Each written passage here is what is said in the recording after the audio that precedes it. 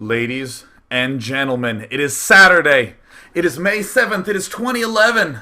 What is going on? It is the Collegiate Star League Finals. That is correct. For any of you who have never, ever heard of the amazing Collegiate Star League, it is every college you could ever imagine duking it out in that classic pro league format to find out who is in fact the best educational institution at kicking people's asses in StarCraft 2. Over 140 schools from all across North America competed, and today we get to find out the final two will be University of Waterloo from Canada against University of British Columbia from Canada. So that is right, everyone in the United States gone, dead, and only Canadians do remain. And we'll be finding out who is the champion in a best-of-7 format today. For any of you who are unfamiliar with the classic Pro League format, it works as follows. Each team submits a lineup. They submit 6 players for the best-of-7 from games 1 through 6. And then once all the lineups are submitted in private, the matches are revealed. So today we will be starting with a Protoss vs. Terran of Complexity's Anti-Mage against Complexity's StyLife. We got some Zerg vs. Zerg action in Tal'Darim Altar in match 2. A 2v2 in the third set. Never forget that team component. Going to be very, very critical because keep in mind that Super Ninja, the Protoss, an absolutely ridiculous 2v2 player, will be participating. So definitely will give his team a little bit of an edge. We got XI Gerbil versus Validity Saga PvZ in match 4. Kangpo versus Saiku, a PvZ in Zelnaga Caverns. And if necessary, we're going to be going on to GSL Crevasse with SC Monk and TQ Wannabe and a little bit of TVZ action. Keep in mind, these players aren't just duking it out for pride, aren't just trying to say who is in fact the best college. Although that is the important component, we would like to give a big shout out to the fact that the #1 winner will receive $2,000 in hardware from TT Esports, and the second place team will receive $1,000 in cash from Justin TV. That's what you're watching me stream on right now. Now let's go ahead and jump right into the match set. Now keep in mind, these two colleges both have 4 Grandmasters on their respective teams, and University of Waterloo definitely going to be the favorite going into this match. Have a lot of talent, one of whom is banned from participating in this tournament, Combat X.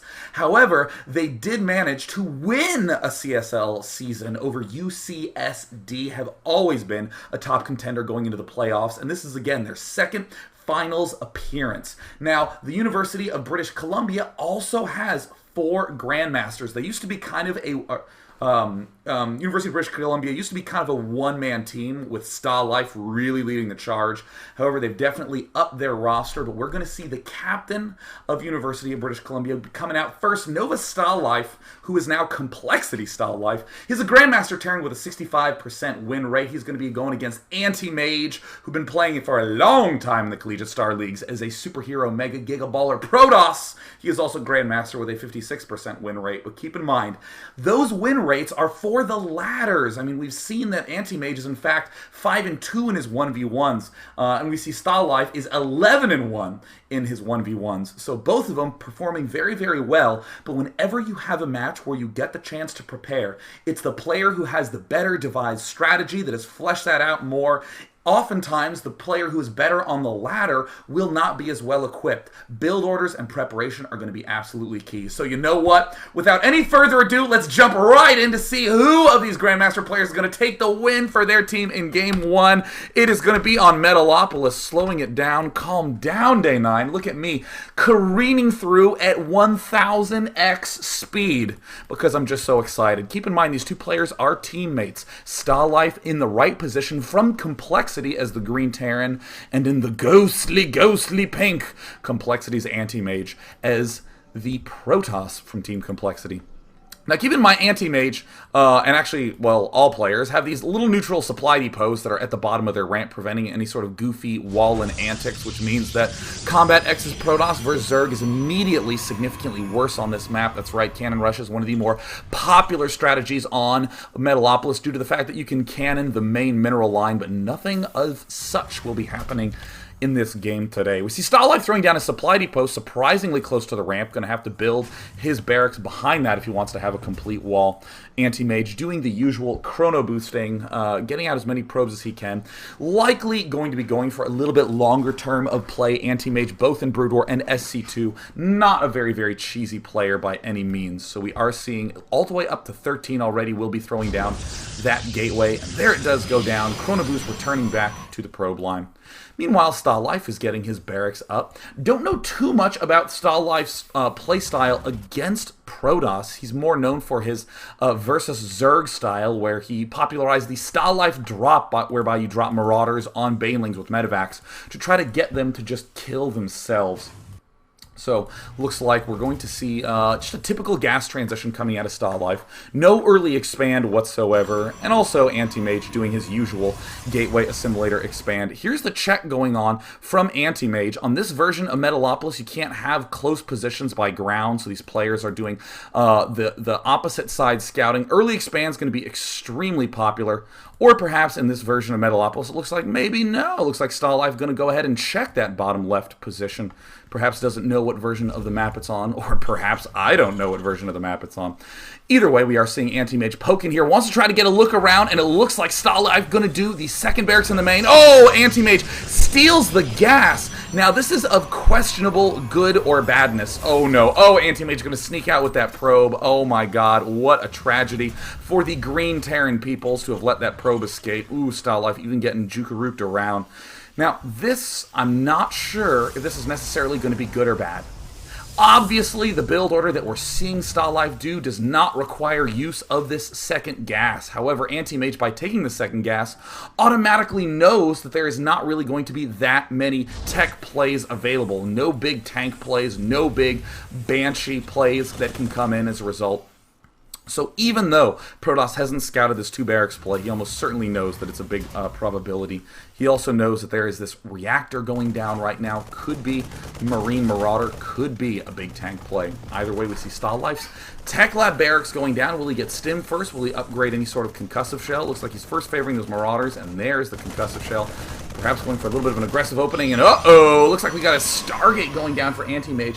This is actually kind of a kind of an oddly placed Stargate positioning. Almost always you see the Stargate position here because of the slowness of Void Rays and the openness of this map, but he could likely be going Phoenixes. Either way, we're seeing just 2 gateways out of Anti-Mage. No 3 gateway cheese yet. That was quite popular. We saw Inca do that quite a bit against his recent Terran opponents.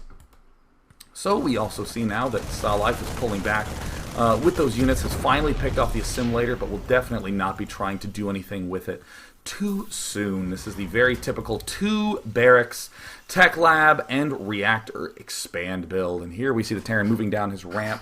Doesn't quite have the money yet to do an expand. Might be going for an early push. And look at this! Phoenix is actually coming out from Anti-Mage. So definitely no sort of Void Ray play coming out at this point. Wants to do something a little bit more creative. And there's the 3rd gateway from Anti-Mage. A little surprised that neither of these players have opted to take an expansion yet. Either way, Anti-Mage sees the push coming, and now he's building a Void Ray. Chrono Boost being spent on that Void Ray. Let's see if there's any way that Anti-Mage is going to be able to hold this off. Not that many units on the field right now for Anti-Mage, and that's quite a lot of units from StarLife. There's the expansion command center going down for StarLife, just definitely doing a little bit of aggression before he ends up taking that. Here come 2 SCVs. They're going to lead to help get vision for all these ranged units at the bottom of the ramp, and here he is trying to get into a good position. He's going to sneak up, and there's some sniping going down. Oh, very nice force field, picking off the 1 SCV, buying himself a little bit more time, and StarLife actually going to go for a contain. Very cool play. Cross map, he knows that his opponent has to have an expansion up early if it's going to be one of these cross map plays, so this is absolutely essential that he has this up, and it looks like Anti-Mage really in the mood to go for a little bit of a snipe, but no, definitely not going to be able to pick that off at all. Looks like there is a pylon going down, a 4th gateway. Wow, Anti-Mage really feeling a little bit forced to be all in at this point, getting more Phoenixes. He's continuing to scout around. If you're Terran in this position, you might suspect that this is a hallucination. But considering that he's seen the Void Ray, he knows that his opponent has spent some money on Phoenixes and is likely going to be a little bit of a waste. So yeah, look at this StarLife correctly salvaging the bunker, pulling everything back, already getting the starport with that essential reactor to get the double medevac play. An Anti-Mage, who is so desperately trying to mass up enough units to break a contain, suddenly finds himself in somewhat of an all-in situation. You have 5 unit-producing structures on one base. Whoa, it looks like Anti-Mage did not want to be caught in that spot. Canceled it, immediately throws down his expansion nexus. And I will say, these neutral supply depots, I have almost like 5 times in this cast been like, oh, and he's hiding a pylon in the, oh, mini-map. Oh, you and your ghostly pink Anti-Mage matching the neutral bunkers. What an inappropriate thing for a student to do. We do see Anti-Mage now pulling these Phoenixes back, trying to dart around, trying to at least check out what's up. The Phoenixes shooting at the factory, definitely going to be lulls worthy as they have successfully done 16 damage. Which, if you are a math student at a university, you will note is a square number. Ah, that's right. These aren't pro gamers. These are people trying to get degrees and be ballers at things like square numbers.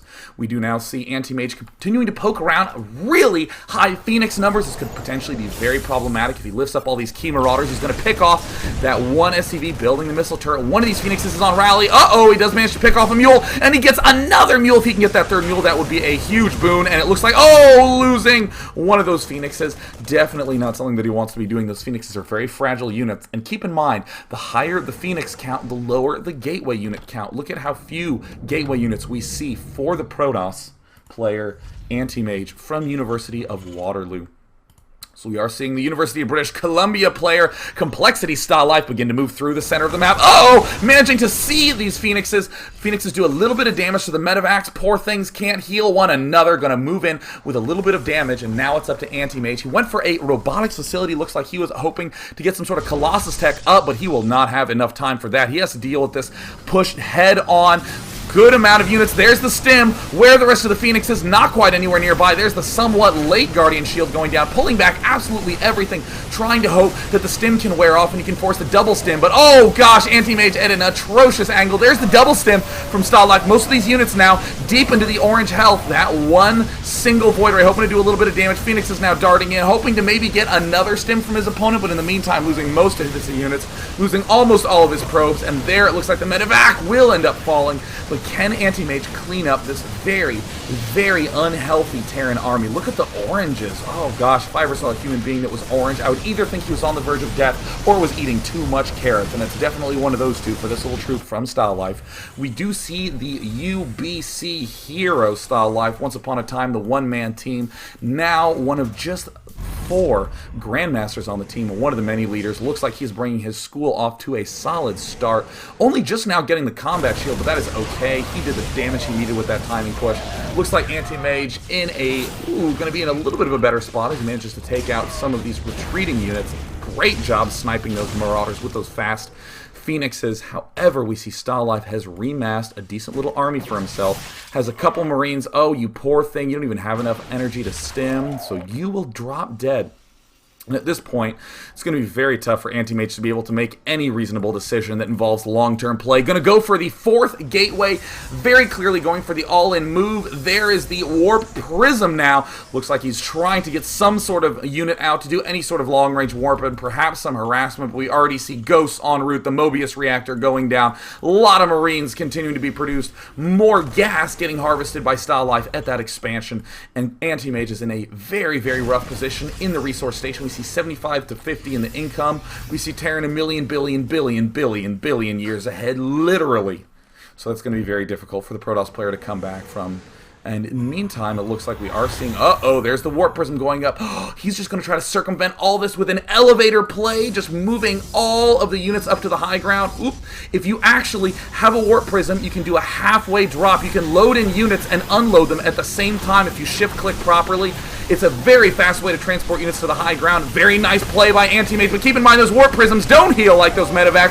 StarLife just marches forward and is ripping everything apart. One barracks does manage to get picked off, but Anti-Mage hardly has anywhere to run. StarLife cleans up, and good game, the University of British Columbia. advances to 1-0. Anti-Mage ending up getting the loss. So University of Waterloo, the team to beat. Not starting out too hot. The new team in the finals, University of British Columbia. Big pat on the back for NOVAStalife for bringing him win number 1. We'll be going into Game 2 oh so shortly after this brief break. Don't go anywhere. This is the Collegiate Star League Grand Finals, and I'm day 9. See you in just a sec.